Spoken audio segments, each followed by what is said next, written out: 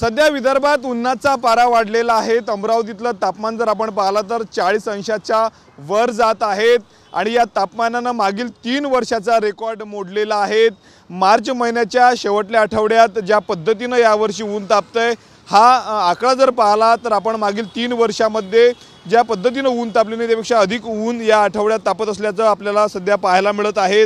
अमरावतीमधला पारा जो आहे तो 40 अंशाच्या समोर गेलेला आहे आणि पुढीलही काही दिवस अशाच पद्धतीने तापमानामध्ये जे आहे ते वाढ होणार असल्याचा अंदाज हवामान विभागाच्या वतीने वर्तवण्यात आलेला आहे। तर मार्च एंडिंग सुरू आहे आणि दुसरीकडे तापमान वाढलेलं आहे, त्यामुळे अमरावती शहरामध्ये घराबाहेर पडत असताना नागरिक पुरेपूर काळजी घेत असल्याचं सध्या आपल्याला या ठिकाणी दृश्यांमधनं पाहायला मिळत आहे। मी सध्या अमरावतीच्या पंचवटी चौकामध्ये आणि या ठिकाणी आपण बघू शकतो घराबाहेर पडणारे नागरिक जे आहेत ते पूर्णपणे आपली काळजी घेतानाच पाहायला मिळत आहेत। मोठ्या प्रमाणावर जे आहे ते तापमान यावर्षी तापणार असल्याचा अंदाजही हवामान विभागाने दिला होता आणि त्याचमुळे कुठेतरी जर आपण पाहिलं तर तापमानात वाढ होत असल्याचं पाहायला मिळत आहे। 40 ते 39 अंशापर्यंत तापमान होतं, परंतु कालचं तापमान जर आपण पाहिलं अमरावतीतलं तर 40 अंशावर गेलेलं आहे।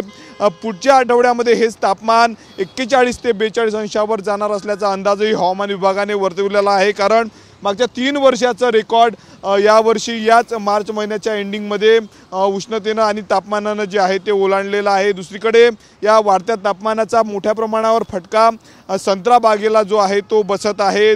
सोबतच जे काही फळं असतील, जे काही पिकं सध्या शेतकरी उन्हाळ्यामध्ये घेत आहेत, भुईमुग खास करून भुईमुग असेल, भुईमुगाला देखील या संपूर्ण कडाक्याचा उन्हाचा फटका जो आहे तो पडत असल्याचं पाहायला मिळत आहे।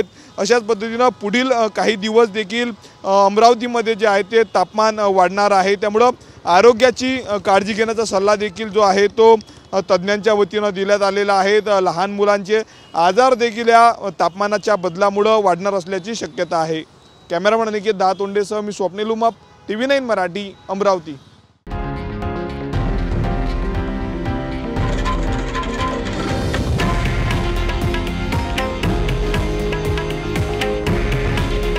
हे आहे देशातील नंबर 1 न्यूज नेटवर्क आणि आपण पाहत आहात TV9 मराठी। काळजी तुमची, हित महाराष्ट्राचं।